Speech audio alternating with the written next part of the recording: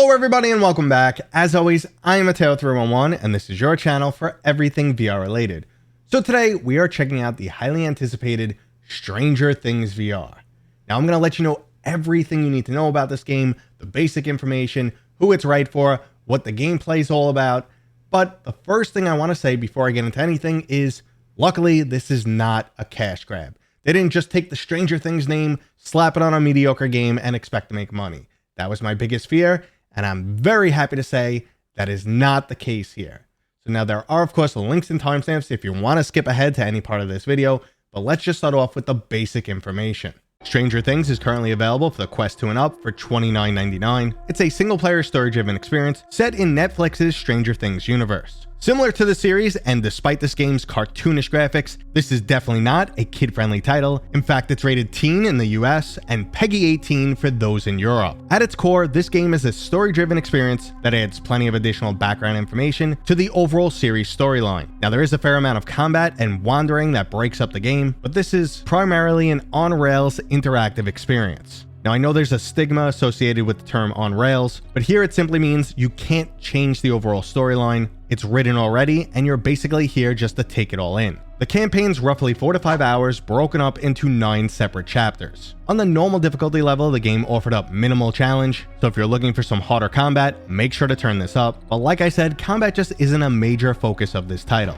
The 9 chapters of the single-player campaign will have you jumping back and forth throughout different seasons of the TV show and taking on the role of multiple different characters. And this is where I want to pump the brakes for a moment and just give you guys a spoiler warning. From this point forward, I will be talking a lot about how the game ties into the TV series. And if you're not up to date, I could ruin things for you. So I don't want to do that. So here's your chance to nope out of the video, or maybe just jump ahead to my overall verdict. Okay, so that was your spoiler warning. I don't want to hear complaints down in the comments, which I'm sure I'll get anyway. Now, what I loved about this game is the 9 chapters, they don't go straight through the series. They do jump around through time, and they give you a lot more background information of what was actually going on. Now, we didn't know about the existence of Vecna until the last season of the TV series. However, he's always been there in the background, planning things, working on stuff, and you see that a lot more in this game. And that was one aspect I loved because it just ties into the series so well. It's additional information, so if you are a fan of Stranger Things, you're gonna enjoy this game. It ties in perfectly. It's not some crappy cash grab spinoff. That was my favorite aspect. Also, it's probably the best storytelling that VR has to offer. Now, let me give you a little bit more context on that. You might have wondered in Season 1 how Will survived so long in the Upside Down. Well, this game will definitely add some additional information there. Also, to see Vecna in the background throughout all other seasons is really cool, just to see his manipulation. They also give you a really cool visualization of what's going on in the mind of the other characters in the storyline. So how Vecna kind of just gains influence and kind of picks at little threads, like your insecurities, your fears, and it keeps picking at those until he gets deep into your brain and gains control. So I absolutely love that. Now, when the game's not giving you additional background information, you're usually controlling Vecna in his journey to take control of the Upside Down. Again, you'll get a lot more background information on this character and gain a better understanding of his overall goals, and as you re-experience some of his memories, it's very easy to see how he developed a god complex. Now, another factor that helps the overall storyline is both the official voice actors for Vecna and Dr. Brenner are featured in this game, and they also use plenty of additional audio clips from the TV series, so this does feel like a true tie-in rather than someone's piece of fan fiction. Now, when it comes to the game's overall quality, there are some pros and cons, but immediately what stands out the most is the game's storytelling. It's some of the best storytelling you can experience in VR, and honestly, it just adds so much more to the Stranger Things world. I know I'm repeating myself, but I need to hammer that home. If you're a fan of Stranger Things, you should really enjoy this. You're really going to get into it.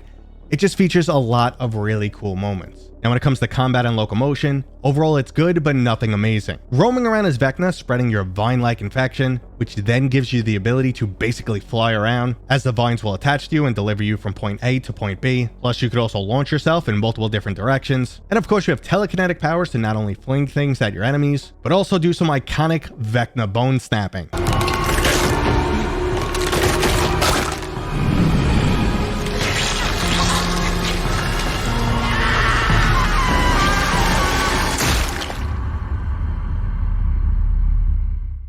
Now, the cartoon style graphics here are not much to brag about. It's almost like a Wish.com version of a Telltale series game. It kind of downplays the overall creepiness factor of this game, and trust me, it gets scary at times, which I will go into a little bit later. However, these cartoony graphics kind of undercut that super creepy, almost R-rated nature. When you see Vecna for the first time, it's almost a little comical. He looks a bit more like Swamp Thing than the super creepy character we've come to know from the TV series. It's not like the first time you saw Vader in VR. That was really imposing. First time you see Vecna in VR, I was chuckling a little bit to myself. However, it's moments like that that slightly break the immersion, but overall, they do help sell the game. Like those scary moments when you're waiting for something to happen, yeah, they still work no matter how cartoony those graphics are. Come on, just make me scared already. I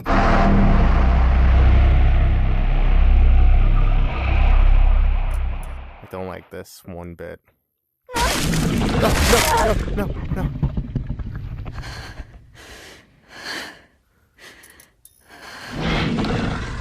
No, I'm just hiding for a little bit.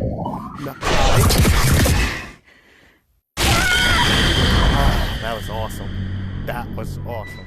Now that clip right there sets the tone for just how creepy this title can be, but overall it's not that bad, and this is one of the very few jump scares. I did get the chills multiple times throughout my play session, but overall it's not too much to handle, and I've experienced much scarier VR games. It's about the same fear factor level as the TV series. Now there's a lot more aspects of the game I could talk about, but I really don't want to spoil it for you. This is a story-driven experience, so you're going to sit back and watch most of it, occasionally fighting through some creatures. But that storytelling is fantastic. There's also these really trippy, gameplay sort of loops where you're going to be lost in memories or lost in the Upside Down, and you're looking for something specific to make your way out. And if you don't find that, the loop kind of starts over again. I found these levels to be both really exciting and also a little frustrating because at times I didn't know how to progress. I didn't know if I was doing something wrong or if this is just how it actually normally loops. So if you get kind of stuck in a loop, just look around. Look for, a new route, stuff like that. Eventually you'll get where you're going. So the last thing I want to go over is my recommendation and overall verdict. If you're looking for an excellent story-driven experience, or you're a fan of the Stranger Things series, you're most likely going to enjoy this game. It's almost like a Telltale series experience, except you'll swap out any control over the overall storyline for combat and additional immersion. You could also kind of compare it to walking simulators, something like Firewatch, where you are interacting with the world, but basically the storyline just unfolds around you. These definitely aren't apples to apples comparisons, which also showcases the fact that VR doesn't really have another title quite like this.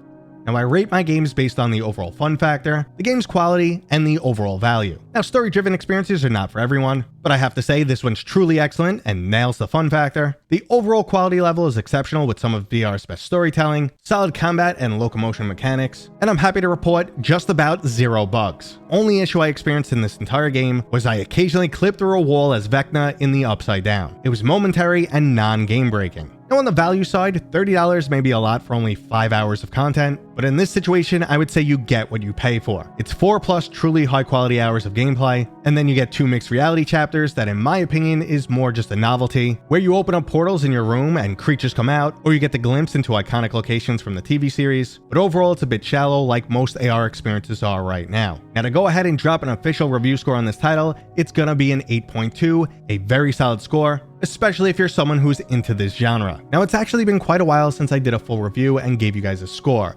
because I promised I wouldn't drop a review score unless I've completed the entire game. I did have the time to get through this before release, so there you go, it's a review score.